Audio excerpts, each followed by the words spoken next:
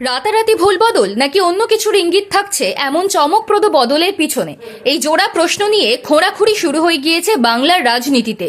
দিন কয়েক আগের একটা বৈঠকের কারণেই কি হঠাৎ ভুল বদল? হঠাৎ নিজেকে ধর্মনিরপেক্ষ প্রমাণ করার জন্য উঠে পড়ে নামলেন ভোটের ময়দানে? চলুন ঘটনা প্রবাহে গা ভাসানো যাক। শনিবার দুপুরে ছিল হুমায়ুন কবিরের সমাবেশ, হওয়ার কথা ছিল ব্রিগেডে, কিন্তু অনুমতি না পেয়ে তা করেছেন নিজের এলাকায় রেজিনগরে।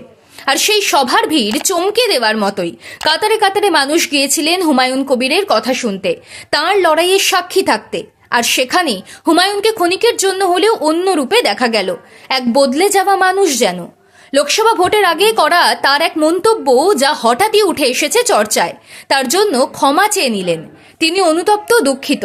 সেই ডাকাবুকো হুমায়ুন রেজিনগরের মঞ্চ থেকেই বললেন, সেদিন হিন্দু ভাইরা মনে আঘাত পেয়েছিল, লক্ষ লক্ষ মানুষের সামনে করো জোরে ক্ষমা চেয়ে নিচ্ছি।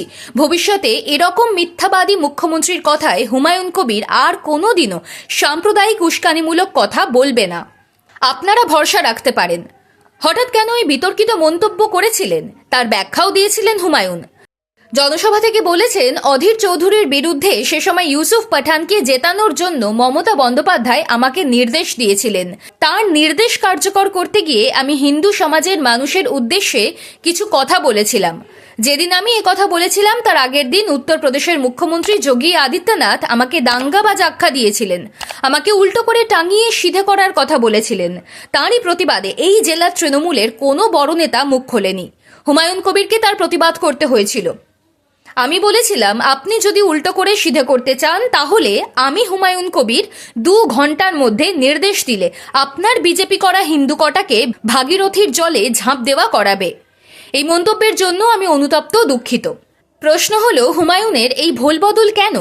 ভোটের আগে হিন্দু ভোট কাজে লাগবে ভেবে? রাজনৈতিক মহল কিন্তু সৎসঙ্গের কথা বলছেন।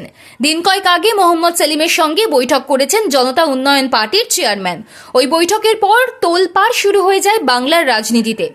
এমনকি সিপিআইএমের অন্দরেই কেউ কেউ প্রশ্ন তুলে দেন যে হুমায়ুন একসময় হিন্দু বিরোধী কথা বলেছিলেন, তার সঙ্গে কেন বৈঠক করলেন সেলিম? তারপরে হুমায়ুনের অনুতাপ, দুঃখ প্রকাশ, ক্ষমতা চাওয়া কি নেহাতি কাকতালীয়?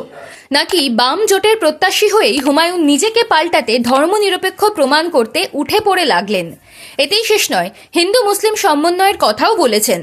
হুমায়ুনের সাফ কথা, সংখ্যালঘু মানে শুধু মুসলিম নয়, আদিবাসী, তফসিলি জাতি, ওবিসি সম্প্রদায়ের মানুষরাও রয়েছেন। কিন্তু মুসলিমদের শুধু সংখ্যালঘু বলা হয়। সমাজে সব জাতিতেই লাঞ্ছিত, অবহেলিত মানুষেরা রয়েছেন।